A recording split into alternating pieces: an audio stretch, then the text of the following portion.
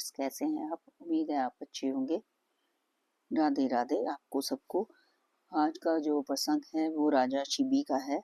हमें हर वक्त परोपकार करना चाहिए, किसी जीव की हत्या नहीं करनी चाहिए, हर जीव के साथ अच्छा व्यवहार करना चाहिए। हर जीव में प्रभु आप बसते हैं, ये सोचकर अगर हम व्यवहार करें तो कभी हम गलत हो ही नहीं सकते। चलिए आज का प्रसंग शुरू करते हैं। मुझे राज्य नहीं चाहिए, स्वर्ग नहीं चाहिए, मोक्ष भी मैं नहीं चाहता। मैं तो नाना प्रकार के दुखों से पीड़ित प्राणियों की अर्थी पीड़ा का नाश चाहता हूँ। उशीर के पुत्र शरणागत वत्सल महाराज शिबी यज्ञ कर रहे हैं। शिबी की दयालुता और भगवान भक्ति की ख्याति पृथ्वी से स्वर्ग लोक तक फैली थी। देवराज इंद्र ने राजा की परीक्षा करने का निश्चय किया। इंद्र ने बाज पक्षी का रूप धारण किया और अग्निदेव कबूतर बने। बाज के भय से डरता कांपता घबराया कबूतर उड़ता आया और राजा शिबी की गोद में बैठकर उनके वस्त्रों में छिप गया। उसी समय वहां एक बड़ा भारी बाज भी आया। वह मनुष्य की भाषा में राजा से कहने लगा, राजन, आप धर्मात्मा में श्रेष्ठ हैं, परंतु आज ये धर्म विरोधन आचरण क्यों कर रहे हैं? आपने कृतज्ञ को धन से, झूठ को सत्य से, निर्दया को क्षमा से तथा दुर्जन को अपनी सत्ता से ही सदा जीता है।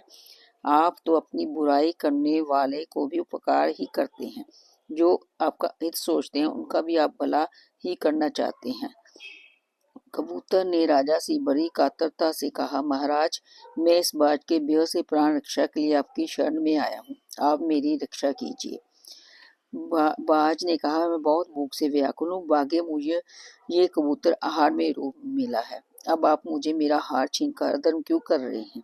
राजा ने बाज से कहा, पक्षी, जो मनुष्य समर्थ रहते हुए भी शरणागत की रक्षा नहीं करते या लोभ, द्वेष अथवा भय से उसे त्याग देते हैं, उनको ब्रह्म हत्या के समान पाप लगता है। स्वद उनकी निंदा होती है। मैं मरूंगा, इस प्रकार सभी को मृत्यु का भय तथा दुख होता है। अपने ही दूसरे के दुख का अनुमान करके उसकी रक्षा करनी चाहिए।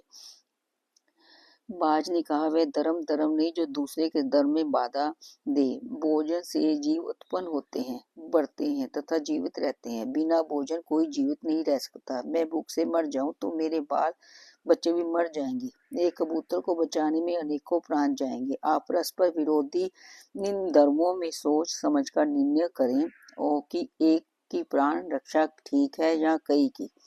राजा ने कहा, बाज, व्यभित जीवों की रक्षा ही सर्वश्रेष्ठ धर्म है। दया से द्रवित होकर जो दूसरों को अभयदान देता है, मरने पर संसार के महान भय से छूट जाता है।